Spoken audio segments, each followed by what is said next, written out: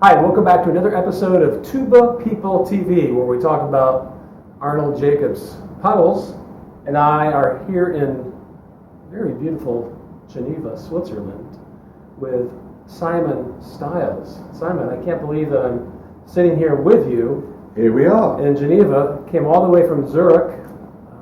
Well, you came all the way from Oregon or somewhere. That's true. That's true. That's true. I feel privileged that you came this far for me. Well, I'm very... Don't you dare say I didn't come here only for you. Okay, all right.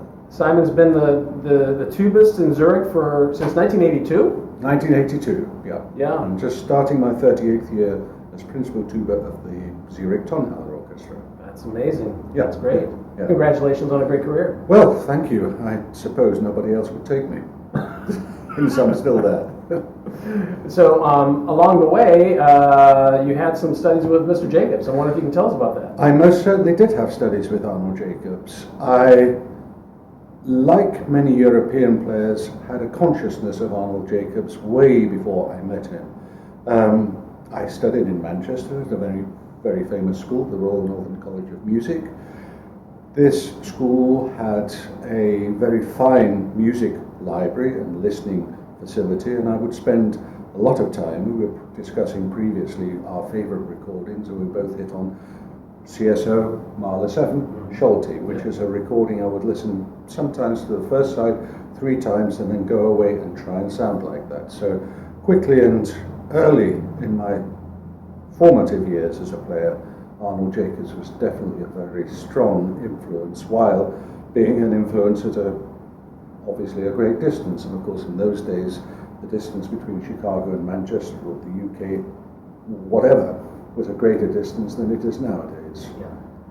So I had a lot of access to materials by Jacobs, certainly audio materials. There was the famous Philip Farker's book all about how the art of brass playing, how the embouchure works, a lot of very technical pictures. And at the time in Europe, there were all sorts of rumors about this man, Arnold Jacobs. I think they only toured Europe first, the CSO that is, in about 1977 or something like that. It was fairly late in their career, or the existence of the orchestra, that they first came to Europe. And so people knew of Arnold Jacobs because of his magnificent playing, because of his reputation as a teacher, but they knew of him at a distance. So I heard all sorts of rumors, hypotheses, whatever, about this man Arnold Jacobs, that he only had 1 lungs, very often said, and all sorts of other things. And we'd study the picture of his embouchure in the Farkas book and set our embouchures like that and sound absolutely dreadful. Does that work? S-shaped, The S-shaped embouchure, yeah. How can that possibly work? And while doing things in the wrong way, we were actually doing the right things as well, because this man was a very, very great influence, as I say, at a distance, to many people, I imagine. Not only tuba players, of course, as in America, many people took notice of who Jacobs was and the sort of player he was, be they horn players, be they trumpet players, whatever. So, I first met Jacobs. I got my first job in 1979, that was in Amsterdam, not in the Concertgebouw, but in the local orchestra, the provincial orchestra. And the CSO came to Amsterdam to the Concertgebouw. They played Mahler 9th Symphony, Schulte conducting, and all the old guys were on. Kleinhammer bass trombone, Crisafulli, Bud on first, and obviously this legendary man, Arnold Jacobs. So I sorted myself out with a ticket, and in Amsterdam, the public seating is also behind the orchestra, so I got myself a ticket as close to the tuba as I could possibly get, which is actually very close, maybe 5 yards away, and spent an hour or 2 in heaven, really. It was one of those very, very momentous moments of my life, seeing this man who I idealized and heard so much of and about, and actually hearing him, as it were, in the flesh. Right. that was about 1979, and while we tried to fix up lessons the very next day, unfortunately that was not possible. Just didn't work out. So time went on. I moved in 1982 to Zurich. 1983, I think the CSO came through, this time with Rex Martin, a very, very old, very, very close friend. He wasn't old then.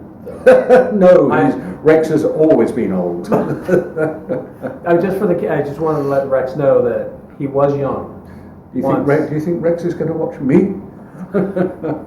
Maybe one of his students will and tell him. Yeah. Anyway, so Rex came through Chicago. We, the Tonhalle, unfortunately had a rehearsal of Rachmaninoff's second piano concerto that evening, so I didn't get to meet him live, as it were. I didn't get to see the orchestra. I didn't get to hear the Bruckner 9, actually, they played that night. But we did meet afterwards, and we exchanged phone numbers, we exchanged beers, we exchanged quite a lot of things, and basically left it at that. Several months later, I was actually at home at the time practicing. The phone rang, and I pick up the telephone, and the voice at the other end says, "Hello, Simon. This is Rick speaking." You know that? Yes. That twang. Yep. So anyway, so there's Rex on the phone. "What are you doing, Rex? Why are you calling me? Are you in Chicago?" "No, I'm in Zurich, Simon." "Oh, really?" And so I said, "Well, what are you doing?" And he told me about having met this lady who became his wife eventually. That story, Margaret, wonderful lady. But he conducted a long-term, long-distance relationship with her for a number of years, 2, 3, 4 years, and would come to Zurich whenever he was not working or taking time to visit Margaret, and we'd basically sit and practice every day for 6, 8 hours, 4 or 5 times a week. So what was initially Rex visiting from Chicago, visiting Zurich, became a reciprocal thing. I started to visit him, and of course we basically do the same thing. And obviously, but just obviously, it was the nearest and most obvious thing to do for me was to make an appointment to meet Mr. Jacobs in the old Studebaker building. Right. It's called the Fine Arts now, Building, yeah. but I much prefer the name Studebaker. It sounds, for me as a European, so much more American than Fine Arts. Yeah. So, yes, Rex was playing an awful lot with the CSO. Jake, at the time, of course, was still playing an awful lot with the CSO. But it was a moment that I do remember. Rex primed me quite carefully about how the lesson will go, how Jacobs will greet me, and so on and so forth. Now, there's a little story to sort of needle in here. Mr. Jacobs took a year out, and I think he swapped with Abe Torchinsky, swapped jobs, and played in Philadelphia for a year, just after the war. And Philadelphia, I presume with Stokowski, came to England and did a tour which was legendary, the first American orchestra, I think, to visit the UK.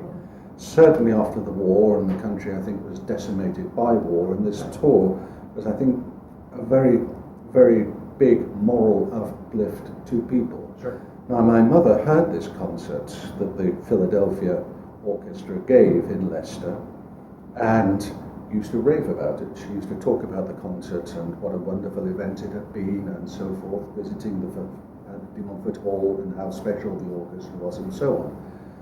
And of course, much later, not from my mother, but from whoever, I learned that Jake had done a year in Philadelphia, swapping out with Torchinsky.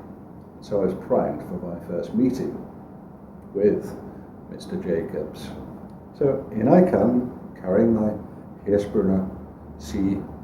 York tuba, and there's Mr. Jacobs sitting in his studio, everything covered with about ½ an inch of dust, screens, skeletons, charts, gadgets and machinery, all the stuff that I'd heard about and read about and wondered about was suddenly there in front of me, and this man, who was this absolute legend, in his environment, not in the Concertgebouw, not a quick 5 minutes, not a phone call, but Mr. Arnold Jacobs sitting waiting to presumably receive me.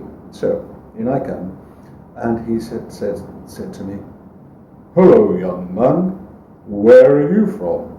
In the way that I think I was primed to understand that he greeted most people. So I said, "Oh, hello, Mr. Jacobs, I'm very, very pleased to meet you.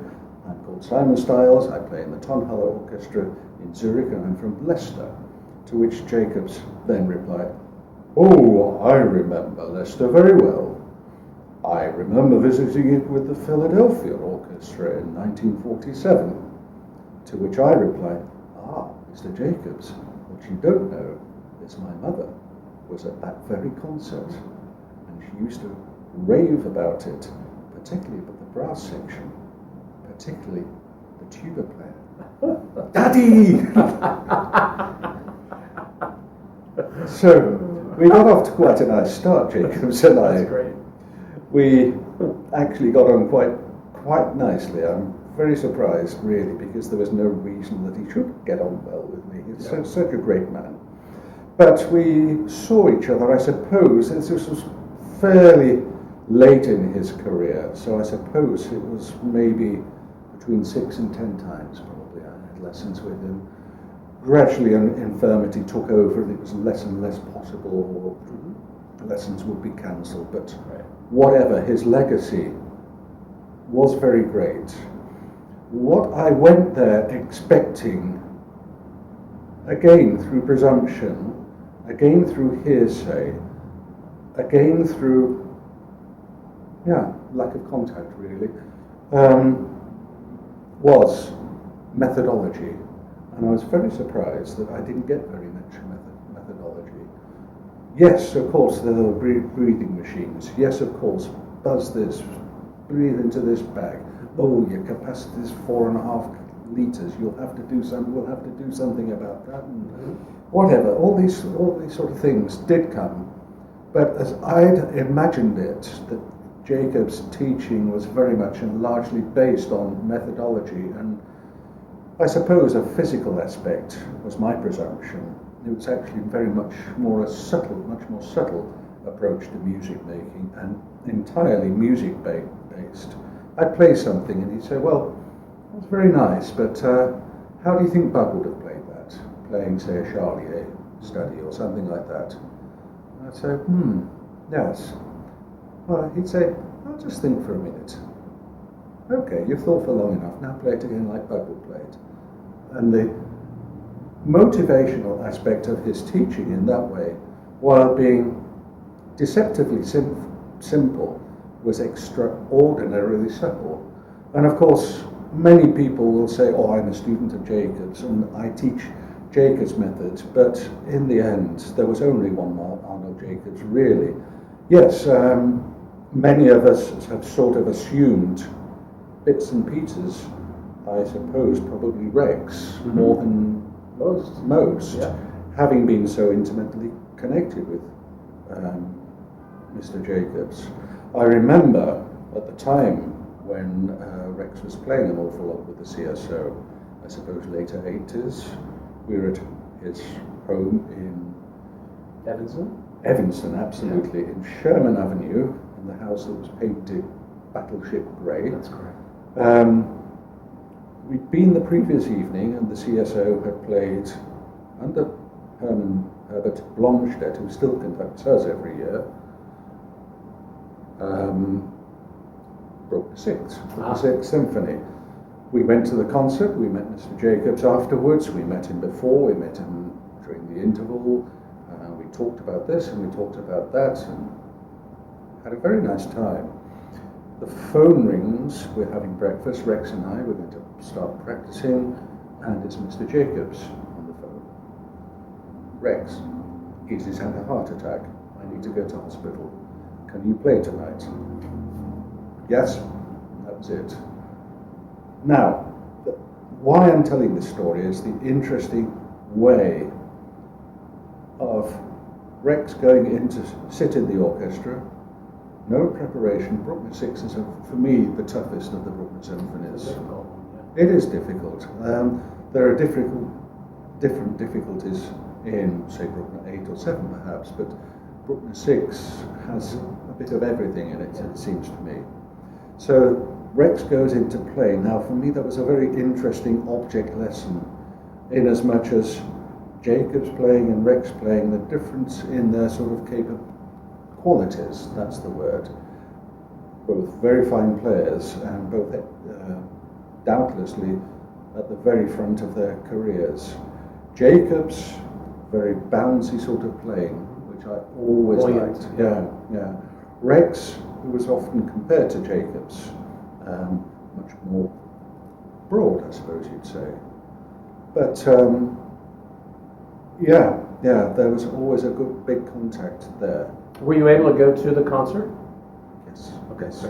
I went every time that I was in Chicago. I heard everything that the CSO played. Right. Everything. It didn't matter if I'd heard it 2 times already. I'd go the 3rd time as well. Yeah. Just, of course, as a young man, you realise that this legend of a person is not going to be in his job that much longer. Absolutely. And I've always believed, not just in taking lessons when I was a student. I went and listened to my own teacher. Yeah. It was a doubling of the lessons, and it didn't cost me as much as a lesson would have cost. Right. So, yes, I saw Jacobs an awful lot. Yeah. An awful lot. That's terrific. Simon, you mentioned the whole notion of motivation, and to me that was what made Jacobs such a fantastic teacher, was that he was all about the music. Yeah. He was much, his provenance, I think, is more around the globe is about the breathing aspect, but really he was about the music. Yeah. And just how he would get into your thinking, into your mind, and motivate you. Yes, yeah. And so, that was what you said was amazing. Well, that's the thing, he would pick up my horn and play my horn, and he'd sound better on it. Right. In fact, he'd sound like Arnold Jacobs on my horn. And I think he could have picked up a watering can, and he would have sounded like Arnold Jacobs. And so that made me think very strongly, which I think he was driving me to, about musical image. I think that was a very, very important aspect of his teaching. Not just thinking about what you're doing in the sense of how you're doing it, actually not thinking of that, but the product. Think of what is at the bell side, what's coming out of the bell. That's what matters. It doesn't matter how it's getting there. Come on, make it better. Improve the product. Don't improve the manufacturing process. Right. That will be improved by improving the product. Work on the product, not the manufacturing process. And of course, then he'd pick up my horn and he'd play it, and it would start to sound better. It would just sound better. It was just better. End of. And so, of course, you can take that as a frustrating thing, or you can take it as a motivation. Of course, I was there to be motivated, and I was a very motivated person. I think I still am. But I was certainly a very motivated person, and this was, for me, a period where my playing really did take off. I feel it took off anyway. It certainly invested me with enough musical knowledge to get me 38 years into the profession in the Tonhalle Orchestra and keep me going. Yeah. I still, this morning, I was saying before, I spent an hour this morning working on the Hal Leonard book, the last chapter. I have my own interpretation, perhaps, an extrapolated interpretation of Jacobs' exercises, but I regard those as one of the most valuable teaching tools. You look at them and they look very simple, and you can play them very simple, but the point is that's not what you have to do. You have to play musically. We are, in the first place, and this came from Jacobs as well, we're musicians in the first place, we're tuba players in the second place. And so the motivation was enormous, simple, because he sounded so good. He sounded very different as well, and that's why I was talking previously in reference to Rex. Both fabulous players, but Jacobs was just a unique player. I never consciously set out to replicate his playing, and I don't think I do, at least not consciously, although people say I have trademarks of Jacobs? I honestly don't know. I'm sure that was his motivation. I'm sure that was the sound picture, which was so vivid. I can recall it now, sitting in the Studebaker building, what it sounded like. That sort of playing, which I myself wouldn't really use in the orchestra, but certainly it's there as a sound image. And because of having these sound images, this is what we work with. This is our way of creating better, I suppose. We build up those sound images. You might start there and you might end there, or wherever you might end. But he certainly gave me very strong images. And also, I mean, I took lessons with Chris Foley later. No, I didn't take lessons with Frank. I took lessons with Kleinhammer later, who referenced Jacobs across when we were working on, let's say, the Jacobs studies, which I was just mentioning. I'd say, Jake articulated like this. Why didn't you try and sound like Jake sounds like? Because he actually sounds quite good, you know. And later, when I'd be guest teaching at Northwestern, I'd go in fairly early. Frank and Rex had rooms opposite each other and doors next to each other. And Frank would be there fairly early, and I'd be there. And he'd say, "Come on, Simon, do you want to play some orchestral excerpts?" I said, "Brilliant, Frank. Yes." Drag a couple of students in. Frank would sit down, and we'd start playing, let's say, something like the Hungarian March, so often barely as it seemed to be, and he'd be roaring away on second trombone. He was long out of the orchestra at this point. Right. And he'd stop and say, "Yes, but listen boys, now Jacobs would sound like this, and he'd want you to sound like this." So always this sound reference was being brought up as well, by not only from Jacobs, not only from Rex, but from colleagues in the orchestra. I think everybody referenced to him. And I think this thing that's often said about him and about Herseth, of being two bookends of a great brass section, is more true than that.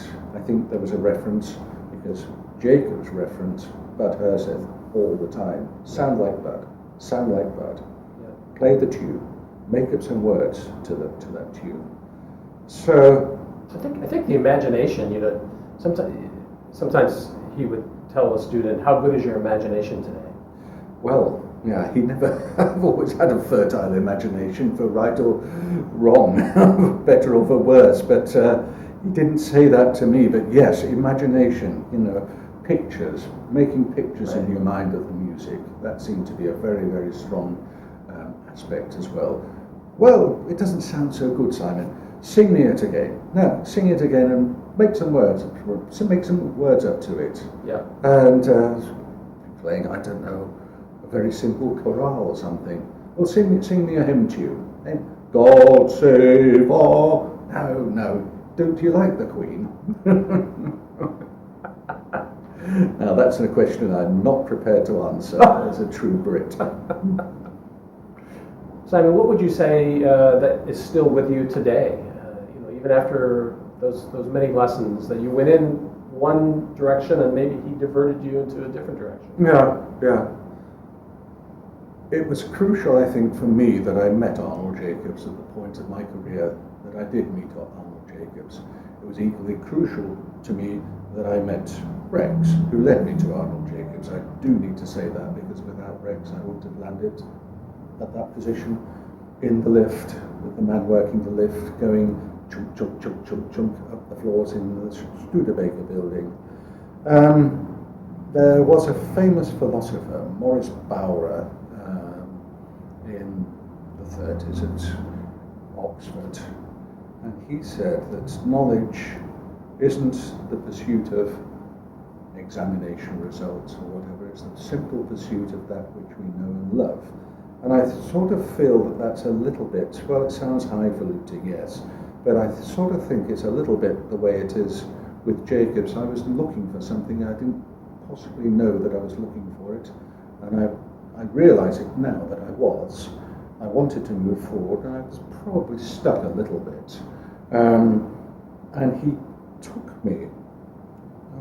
It wasn't a wave of a wand, and it wasn't a massive overhaul, but in a very subtle way, by investing little tiny seeds, things which I took away with me, at the time not necessarily understanding, but just thoughts to go away with, which a long time afterwards maybe would suddenly bing, that's what he meant.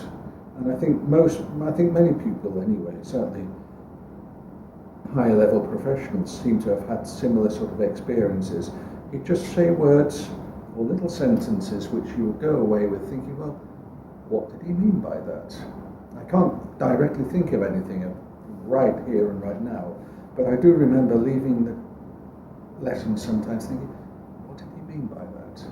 But that's in its sense a very good thing, because he hadn't said, do this, do that, do the other, and then this will happen. He never ever said that. We both know that. He would say, try and sound like this, or do you not think that this might be a nice idea? And sometimes I would say, actually I don't like it like that. And he'd say, fine, that's good. What do you think it should sound like then? And so, as I say, it wasn't learning by rote. It was very much learning by inquisitiveness, I suppose. And planting, as I say, these little tiny seeds in my mind, I'm sure in yours as well, that really took a long time sometimes to come to fruition, but at the same time they're there almost every day when I'm sitting down, and not just because I'm playing the Jacobs method at the back end of the Hal Leonard book, not because I play a 6/4 York tuba or any of that, but because they were very valid. And this is, of course, going back, nearly 40 years now. Yeah. An awful long time. He had such an inquisitive nature about him, and I think he knew from his own experience, learning through that just always wondering and exploring and searching, that he knew that if he gave all the answers, that would be like the students checking the box instead exactly, of, yes. Getting back to the philosopher that you mentioned. It's a lot of it is about the process of the search. Well, quite, yes, Yeah. yes. He didn't provide any answers directly, but he gave the impulse to look for the answers, and that's, in a learning process, I think, a much more valuable student aid. I've always told the students that I've had, I can't teach you anything. You can learn a lot, but I can't actually teach you anything. I can guide you and say, well, I think this is maybe a better idea than that. I think you should play this piece, or I should think you should play this like that. But in the end, it's a personal decision, and people have taken my advice or not taken it. That's fine either way. And I feel it was the same with Jacobs. So, yeah, I think a lot of that sort of stuff has rubbed off. Yeah. Of course, also, a lot of them. The small methodology, the breathing, the exercise, which was very, very basic. I will be as honest as to say that when I studied buzzing the mouthpiece, you didn't do that. Why would you do that? What's the point of doing that? It was only through Jacobs that I learned the importance of buzzing the mouthpiece. It's only through Jacobs that I understood that the music instruments that I paid so much money for, this wonderful Neerschel tuba, 2 of them that I have, that actually that's fairly unimportant, that the product is finished here. Right. And that was all very, very new to me at the time. Yeah. I had, as I say, I was always inquisitive, and I think that inquisitive nature sort of went a bit overboard.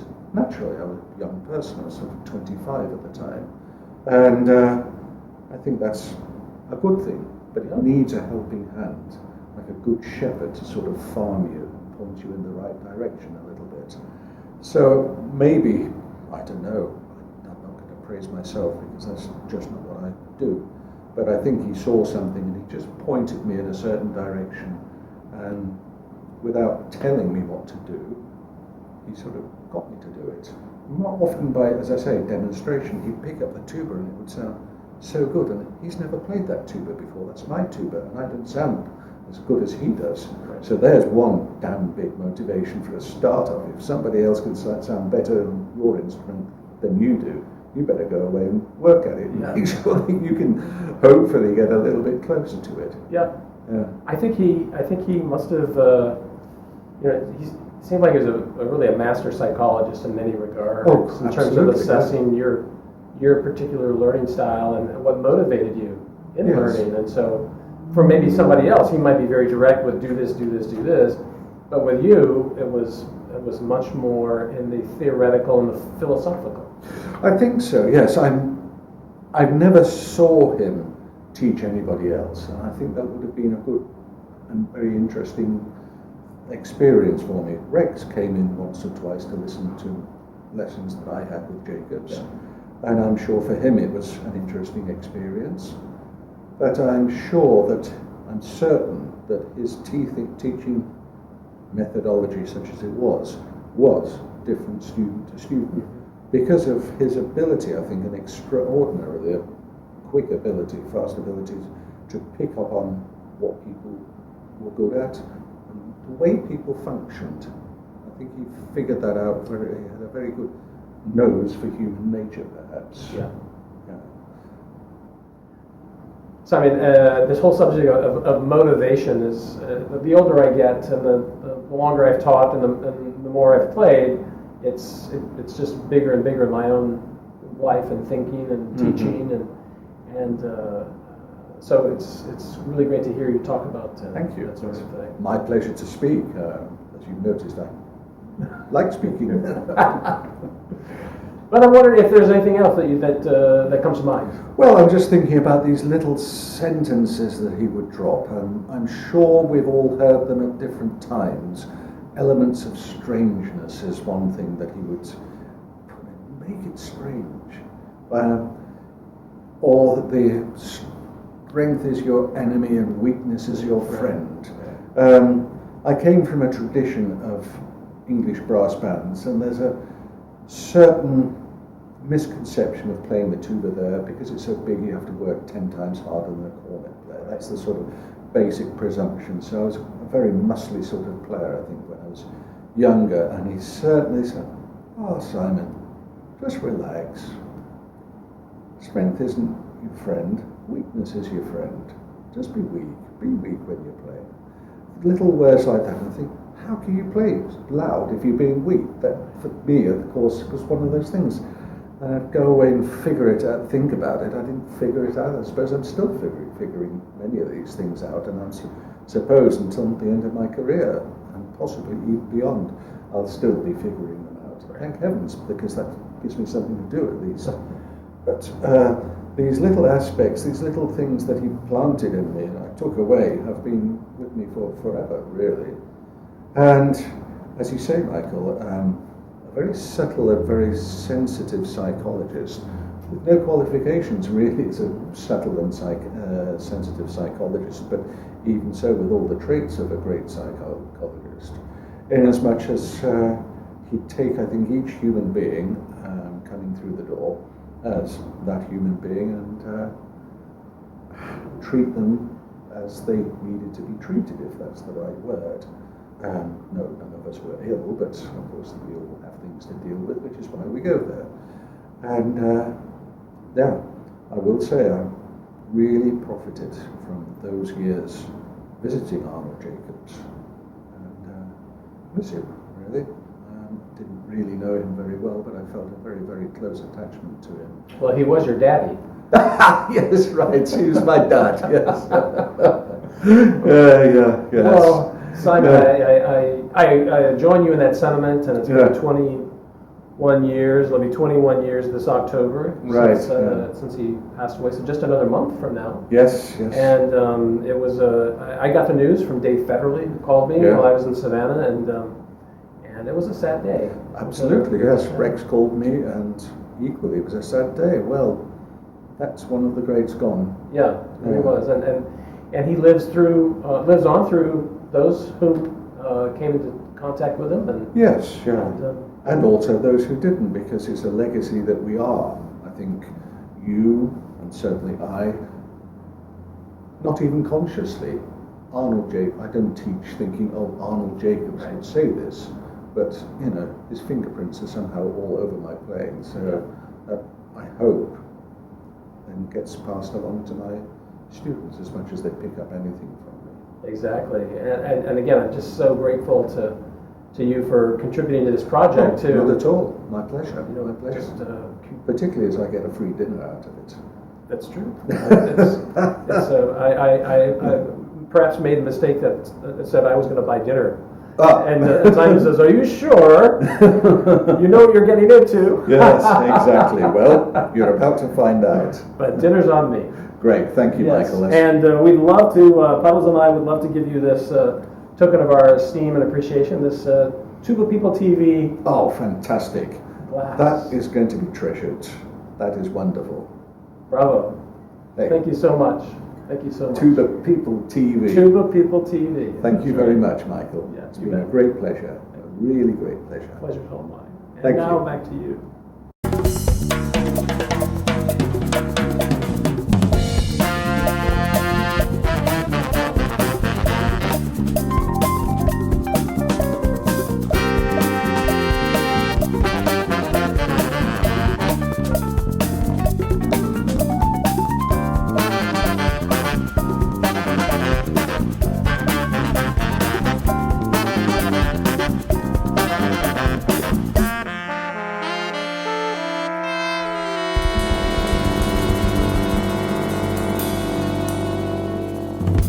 Two tuba players talking about tuba. I mean, tuba players walked into a bar to talk about Arnold Jacobs. Exactly. Here we are. Here we are. This is what we're doing. You ready? Isn't it just? Okay. Yeah.